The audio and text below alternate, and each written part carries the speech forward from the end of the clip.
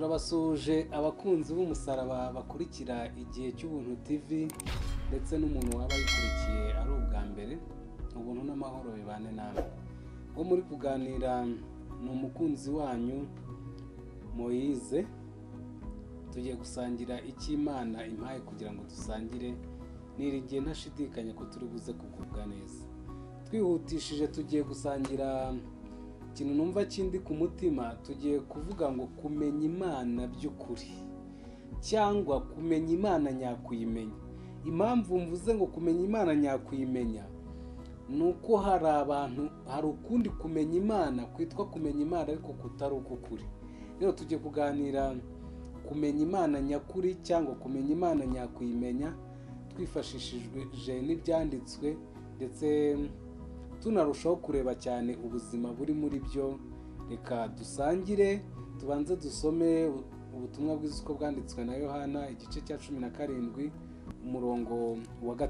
Reka dusome twihutishe, turaza gusoma n'ibindi byanditswe kugira ngo dukurure natwe dukomeze gukurura ubwo buzima buri mu Mana ariko tubuheshejwe no kuyimenya by'ukuri. Reka dusome Yohana 17 umurongo wa 3. Aravuga ngo ubu ni bwo bugingo buhoraho, ko bakumenya ko ari wowe Mana y'ukuri, bakamenya n'uwo watumye ari we Yesu Kristo. Amen. Ubu ni bwo bugingo buhoraho, ko bakumenya ko ari we Mana y'ukuri, bakamenya n'uwo watumye ari we Yesu Kristo. Tugiye kureba rero kumenya Imana, ariko turebe kumenya Imana nyakuyimenya atari kuyimenya bya pirate. Tugiye gusoma inkuru zigeze kuri 2 tuzifashishe. Ntabwo dukoresha igihe kinini, ariko twizeye ko muri icyo gihe gitoya umwami Imana ari buduhaze muri byinshi. Kadusome Matayo igice cya 8, turasoma n'umurongo wa 23 tugeze ku murongo wenda wa 27. Dusome, hari umutwe w'amagambo uvuga ngo Yesu aturisha inyanja, yikira mu bwato, abigishwa be bajyana nawe. Umuyaga uba mwinshi mu nyanja, ubwato bwabo burengerwa n'umuraba wisuka muri bwo, ariko we yari asinziriye. Baraza baramukangura bati, databuja, dukize turapfuye. 26. Arabasubiza ati, niki kibateye ubwoba, mwabafite kwizera gukemwe? Maze arabyuka acyaha umuyaga n'inyanja, biratuza. Reka kandi kugira ngo tuganirire rimwe, twihute dusome inkuru ziri mu gitabo cya Yosuwa. Turasoma n'ubundi mu gice cya 2, ni imirongo ijya kuba myinshi ariko turihutisha. Turasoma igice cya 2 duhere ku murongo wa 1. Ni inkuru za mwene data Maraya Rahabu. Ubundi bikomereye abantu kuba wajya kuvuga umuntu ukavuga ngo mwene data ukongeraho ngo Maraya Rahabu, ariko singe mbihangaye ngenyine kuko na Bibiliya iyo dusomye mu Baheburayo avuga ngo ni nako na Maraya uwo ngo Rahabu, ntago batinya kumuvuga uko yarari kuko bazi ko Imana iruta iby'abantu. Reka dusome guhera ku murongo wa 1. Bari Ishitimu, Yosuwa mwene Nuni yohereza abagabo 2 rwihishwa ngo bajye gutata. Arababwira ati, nimugende mwitegereza igihugu, cyane cyane Yeriko. Nuko baragenda binjira mu nzu ya Maraya witwaga Rahabu, bararamo. Umwami w'i Yeriko abwirwa yuko muri iryo joro haje abagabo bo mu Bisiraheli gutata igihugu. Uwo mwami atuma kuri Rahabu ati, sohora abo bagabo bari iwawe, kuko bazanywe no gutata igihugu cyose. Ariko uwo mugore ajyana abo bagabo bombi, arabahisha, abwira intumwa ati, ni koko iwanjye haje abagabo, ariko ntazi aho baturuka. Nuko bumaze kwira, igihe cyo kugarira kigeze, abo bagabo baragenda, sinzi aho baganye. Nimubakurikire n'ingoga murabafata. Ariko babatasi yari yaburije inzu, abahisha hejuru yayo, abatwikiriza imigwegwe yari yatondekanije. Nuko babandi babagenzereza mu nzira igana kuri Yorodani, aho bambukira, ababagenza bamaze kugenda barugarira. Nuko tugeze ku murongo wa 8. Nuko batararyama uwo mugore arurira abasanga hejuru y'inzu, arababwira ati, nzi yuko Uwiteka abahaye igihugu kandi mwaduteye ubwoba, ndetse abari mu gihugu bose mwabakuye umutima, kuko twumvise uburyo Uwiteka yakamije inyanja itukura muyigezeho muva muri Egiputa, n'ibyo mwagiriye abami bombi b'Abamori bo hakurya ya Yorodani, Shihoni na Ogi, abo mwarimbuye rwose. Tubyumvise uwo mwanya imitima yacu ishya ubwoba, nta muntu n'umwe mutakuye umutima, kuko Uwiteka Imana yanyu ariyo Mana yo hejuru mu ijuru no mu isi. None ndabinginze nimundahire Uwiteka ko muzagirira neza inzu ya data nk'iyo mbagiriye, mumpe ikimenyetso cy'ukuri. Amen. Tugiye kuganira, wenda turaza gusoma n'ahandi hantu nka hamwe, ariko tugiye kuganira kuri izi nkuru. Ni amakuru atangaje, ariko reka duhere kuri izi nkuru ebyiri twumve. Twasomye ngo ubu nibwo bugingo buhoraho, ko bakamenya ko ari wowe Mana y'ukuri, bakamenya n'uwo watumye ari we Yesu Kristo. Ariko niba kumenya Imana by'ukuri, ukamenya Yesu Kristo by'ukuri ari bwo bugingo buhoraho, tugiye kureba noneho ngo kumenya Imana by'ukuri ni ukuhe. Bivuze ngo hariho no kuyimenya bya pirate. Ngiye kugerageza kuvuga abantu bari bazi Yesu ariko batamuzi nyakumumenya, ahubwo bamuzi bya pirate. Yesu yagendanye n'abigishwa mu nkuru dusomye mu gice cya 8 muri Matayo. Iyo nkuru dusomye igaragaza ukuntu bari mu bwato bagaterwa n'umuhengeri kugeza ubwo basanze mu bwato. Nyamara ikintu gitangaje, Yesu we kuko yari yiyizi ngo yari yisinziriye. Yesu asinziriye, baramusanga baramubwira ngo, mwigisha, turapfuye, none wowe wibereye muri ibyo ngibyo urasinziriye. Yesu noneho nawe aratangara, aravuga, aba bantu igihe twagendaniye ntibarakamenya. Reka dusa n'abagaruka inyuma. Ababigishwa ba Yesu bari barabanye nawe, bari barabonye ibindi bitangaza byinshi yakoze, babirebesha amaso ye. Nyamara kuko batari bamuzi, bamubonye mu nyanja, babona Yesu arasinziriye, baravuga ngo uyu ntatwitayeho. Nyamara icyari gisinzirije Yesu, yari azi ubushobozi bumurimo, azi neza ko buri hejuru y'umuraba w'inyanja. Reka mvuge ngo ngewe ndi kumwe, iyo mbabariye abantu nkaba ndi kumwe na Yesu nanamuzi, nari gusanga Yesu yasinziriye mu muraba, ngiye nkahita nsinzira kurushaho. Kuko nari kuba nzi neza ngo uwo turi kumwe, uyu watinyutse gusinzira, ni iki cyamuteye gusinzira, yiringiye iki? Nkongera nkakurura nkamwibuka ngo ni wa wundi, nabona yasinzire nkavuga noneho ubwo asinziriye ngiye gusinzira kurushaho. Hari umugabo wari umuzi, Yesu nawe yaramutangariye, yaramubwiye ngo ndashaka kuzi wanjye ugakiza umwana wanjye, ndashaka kunyiriza umwana. Yesu aramubwira ngo reka nzi, aramubwira ngo wikirirguza, nanjye ndi umusirikare, ngira abasirikare icyo mbategetse kiraba. Noneho wowe wikirirguza, tegekera ahantu uri kandi biraba nk'uko bitegetse.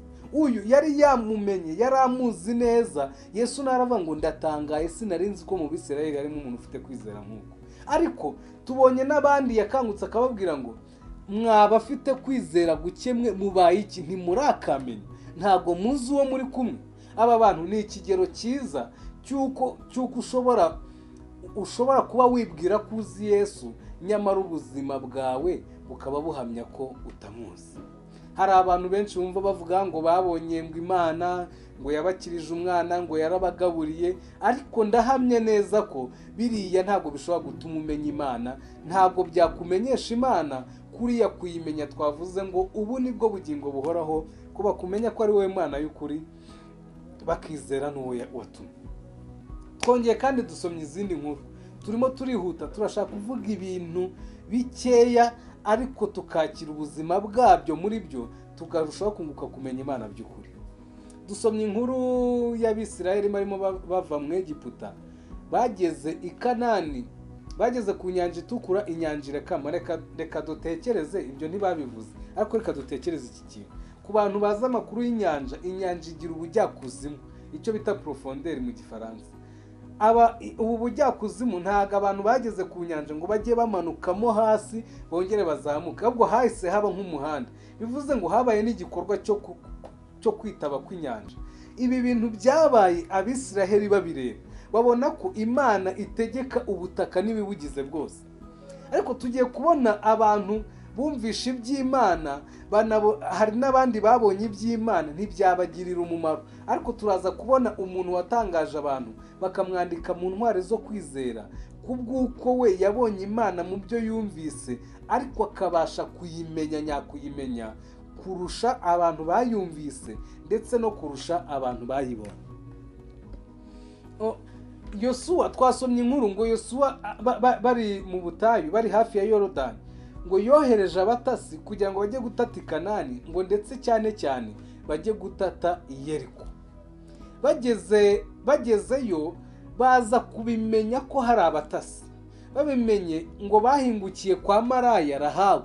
Maraya Rahabu afata icyemezo cyo kubahisha ndetse anabeshya abaje kubahiga. Ariko icyatumye abahisha ntabwo ari ikindi, nuko yamenye Imana abandi batigeze bamenya, nyamara baranabonye ibyo we atigeze abona.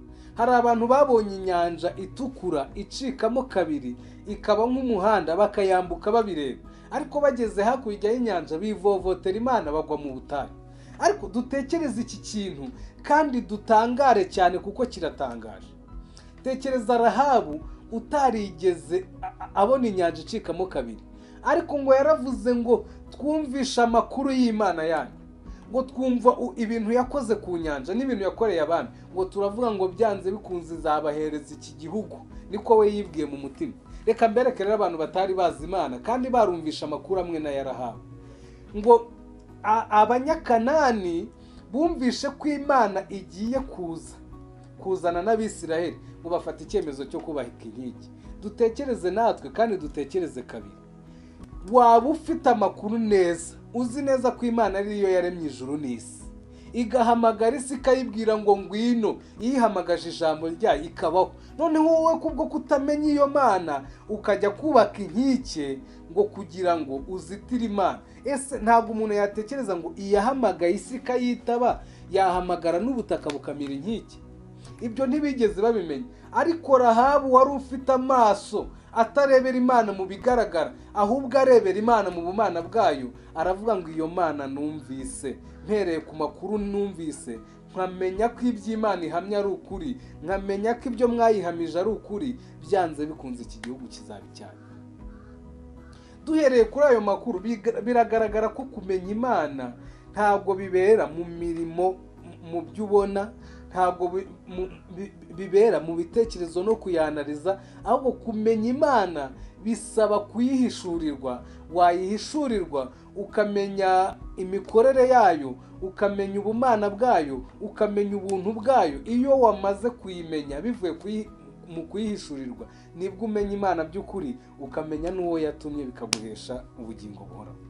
Hari ibintu tubamo bya buri munsi, hari ubuzima bwa buri munsi tubamo, abantu byabananiye gusinzira, nyamara bavuga ko bari kumwe na Yesu, ariko ugasanga baracyahagaritse imitima. Nibyo Yesu yabwiye barabigishwa, avuga ngo mwabafite kwizera guke mwe, niki kibahagaritse imitima? Reka mbabwire abantu bakurikiye iki kiganiro, njye narasinziriye pe, nari mfite amakuru yampagarika ku mutima, aho rambwira ngo urapfuye, nkumva umuraba wo kurimbuka, nkumva ibintu bikomeza bititiriza umutima wanjye bivuga ngo urapfuye. Ariko maze kumenya ko Yesu yapfiriye ibyaha byanjye, maze kumenya ko Yesu yikoreye ibyaha byanjye akabibambanwa ku giti, maze kumenya ayo makuru ndaruhuka, umutima uraruhuka, nakira gutuza. Ubu ngubu naratuje. Ubu ngubu iyo Yesu, dusoma ijambo ry'Imana mu rwandiko rw'Abaheburayo igice cya 4, ngo nk'uko Imana yaruhutse imirimo yayo, ngo ni nako iyo umuntu ageze mu isabato, iyo umuntu ageze muri Kristo nawe aruhuka imirimo ye. uko niko nanjye nakoraga imirimo yanjye nkakorana umwete nkashishikara cyane kugira ngo Imana izanyemere, ariko maze kumenya icyo kiruhuko cy'Imana nanjye mpita nduhukira muri Kristo. Ubu ngubu nararuhutse, ubwo nibwo buhamya nsangiza abantu. Ntabwo nkirirwa nikanga mbwira ngo Yesu urasinziriye, wowe wararuhutse, none twebwe turapfuye. Icyo gihe nanjye Yesu yansubiza ngo yewe wowe ufite ukwizera guke uratakishwa n'iki? Ubu nanjye naruhukiye muri Kristo. Ayo niyo makuru nsangiza abantu. Turagira ngo duhendahenda abantu, tubahendera muri Kristo ngo bizere ko iby'Imana ihamya ari ukuri, bizere ko muri Kristo harimo ikiruhuko, bareke gukomeza gushigagurika imitima. Nubwo bavuga ko babonye Yesu, ko yabagaburiye, bakavuga ko yabambitse, bakavuga ko yabarinze mu ntambara zitandukanye, ariko ibyo ntabwo byaguhesha kumumenya. Utaramuhishurirwa wamera nka bari abigishwa. Hari abantu benshi bari mu madini atandukanye bavuga ko bamenye Yesu, bavuga ko bizeye Imana, ariko bagifite umutima uhagaze, bakikanga kurimbuka, bagisengera iherezo ryiza. Ariko ibyo ngibyo impamvu umuntu akibisengera nuko ataramenya uwo bari kumwe, ataramenya ibya Kristo wabambwe ngo abihishurirwe, atari ukubonera mu kawunga, mu myambaro muki. Ariko umunsi umuntu yabimenye, bari abigishwa iyo baza kumenya Kristo bari kubona asinzira, akavuga ati aha, ubwo asinziriye reka twebwe dusinzire inshuro ebyiri kuko tumuzi kandi tumwiringiye. Rero reka kandi twongere tugire twinginga Imana ikora abantu ku maso bahumuke, babashe kugira amaso nk'aya Rahabu areba ibitagaragara. Yosuwa na Kalebu na Rahabu ni ikigero cyiza, ni urugero rwiza rw'ukuntu abantu bamenya Imana bayihishuriye. Ahari umuntu yatekereza ngo gukama kw'inyanja itukura byatuma umuntu amenya Imana, ngo kuko inyanja yakamye bayireba. Ariko abajyanye na Yosuwa, abagiye gutata bari kumwe na Yosuwa na Kalebu, baragiye bagezeho bagarukana inkuru y'incamugongo. Ariko abandi bo barahagarara bavuga ngo ntabwo twiringiye ubwacu, ahubwo twiringiye Imana. Iyo umuntu yamaze kumenya Imana, akamenya imbaraga zayo, akiringira yo yonyine, abasha guhagarara afite umutima utuje. Ibi kandi turabibwira n'abamaze kwizera bakavuka ubwa kabiri. Hari ibintu bigicanza abantu, hari ibintu bikigoye abantu, ariko impamvu umuntu agifite izo ngorane zitumye ahagarika umutima, atabasha kubaho ubuzima bw'ijuru akiri mu isi, nuko atekereza, nuko ashaka kurebera Imana mu mbaraga ze, ashaka kurebera Imana mu byo yita imbaraga, atarebera Imana mu bumana bwayo. Hari mwene data umwe duherutse kuganira, mbwira akantu keza. Aravuga ngo ingwe ikiri ntoya ibonye ingwe nkuru ifite nk'agasunzu, ntabwo ihangayikishwa n'ibyo, ibizi ko nayo kubera ubugwe buyirimo, nayo igihe nikigera nayo kagasunzu izakazana. Ni nako n'ingwe ni nako umuntu ateye. Umuntu ashobora gukora ikintu ukavuga tura ni umunyamabara, biriya bintu sinabikora, ariko kuko yabikoreshejwe n'ubumuntu nawe wabikora. Ariko reka niyizire ku rundi ruhande. Ni nako umuntu uri mu bumana, ubumana buri mu bantu burangana. Abantu bavutse ubwa kabiri bafite ubumana bungana, ahubwo icyo bataramenya ni ukugenda babuhishurirwa, bakamenya Imana nyakuyimenya. Niba Bibiliya irahangara ikavuga ngo erega Eliya yari umuntu nkatwe. Impamvu ihamya ko Eliya yari umuntu nkatwe ni uko ubumana bwari bumurimo ari kimwe n'ubumana buturimo. Kuvuga ngo yari umuntu nkatwe, ariko icyari kimurimo, Yakobo yahumurizaga abantu ngo kingana n'icyari kiturimo. Rero bene data, niba uzi ko hari ubumana bukurimo, ibyo yakoresheje Pawulo utarakora, uko ugenda uhishurirwa ubumana bukurimo, nawe icyo kigero uzakigeraho. Ibyo ngibyo turimo kubivuga ngo dukwiriye kumenya Imana nyakuyimenya, atari ukuyimenya bya pirate, ahubwo tugahamya Imana tuyihamisha ubuzima bw'ubumana buri muri twe. Hari ibintu kimeze nk'imiraba, hari ibintu bikiza bigaragara nk'iterabwoba, kutameze nk'akana ka Satani akakuganiriza ngo dore uko Pawulo yari ameze, wese kumeze. Ariko kumenya uwari uri muri Pawulo, ibyo ngibyo birema ibyiringiro, biguhesha kubaho ubuzima bw'ijuru, ufite umunezero w'ijuru nyamara ukiri mu icumbi. Ndetse hari n'ibindi tubona Yesu yarakoraga ibitangaza, tubona intumwa zarakoraga ibitangaza zigahumura impumyi. Nta kindi kintu cyatumaga babikora, nuko bari bazi neza, byaterwaga n'ikigero bagezeho bamenya Kristo. ntabwo igikomeye ari ukujya gusenga amasengesho ngo y'iminsi 5 ngo kugira ngo nawe ukore igitangaza wemeza abantu, ahubwo umuririmbyi yararimbye ngo nutumbira Yesu uzaba nkawe. Gutumbira Yesu ukaba nkawe rero ni ukumumenya by'ukuri umumenyeshejwe no kumuhishurirwa, kandi kugira ngo umuhishurirwe ni uko utegereza agakiza k'Imana, ukemera kwakira ubuntu bw'Imana, ukemera ko ubuntu bw'Imana bukorera muri wowe, atari uguhatiriza, atari ugushyiramo uruhare rwawe, atari ugushyiraho agatuza, ahubwo ukavuga ngo ubuntu bw'Imana uko burushaho gukorera muri njyewe, amaso yanjye azagenda arushaho guhweza, ngende ndushaho kumenya Imana nyakuyimenya, bitari kuri ako kuyimenya abantu bari bazi ngo yakamije inyanja, yakamije Yorodani, ahubwo tukagenda twinjira mu kumenya Imana. Hari igihe umuntu ashima Imana, arimo ashima Imana ngo yamukoreye igitangaza, nkumva ndatangaye, ngo ngewe ngo sinari mfite inzu yo kubamo, ngo agashyushya abantu uti muhaguruke mwese ntihagire usigara yicaye, ngo Imana yampaye inzu. Icyo ni ikimenyetso cyo kutamenya Imana. Imana ihamagara isi ikayihamagaza ijambo rikabaho. Bibaye iby'igitangaza, guhamagara inzu cyaba ari ikintu gikomeye? Ntabwo cyaba ari ikintu gikomeye, nta nubwo cyakitwa igitangaza. Niyo mpamvu twebwe abahamya ibitangaza tudahamya ibitangaza by'ibyo abantu babona, ahubwo duhamya igitangaza cy'ibyo twahishuriwe. Niho tuvuga ngo umuririmbyi yaririmbye ngo ni igitangaza, ngo ni igitangaza ngiye munyabyaha nahawe agakiza. Naho hari ibintu Imana yakoraga kugira ngo abantu bahumuke, ibyo natwe twabikoreshwa. Guhumura impumyi si igitangaza ku mwana w'Imana uzi imbaraga z'Imana. Niba Imana ariyo yaremye imitsi ihuza ubwonko, ikaba izi umubare wayo, ikaba izi n'umubare w'umusatsi uri ku mutwe w'umuntu, ntabwo guhumura impumyi ari igitangaza. Ariko hari igituma abantu bose badahabwa guhumura impumyi. Njya nkunda kuvuga ngo umuntu ashobora guhabwa guhumura impumyi, nahumura impumyi umuntu afite nk'umwana wahumye, nawe muhumura nkajya ngenda mubwira nti sinjye wamuhumuye, ntabwo uzi ko yari ameze, ntabwo uzi ibintu byari bibaye, ntabwo uzi ukuntu ibintu byari bimeze.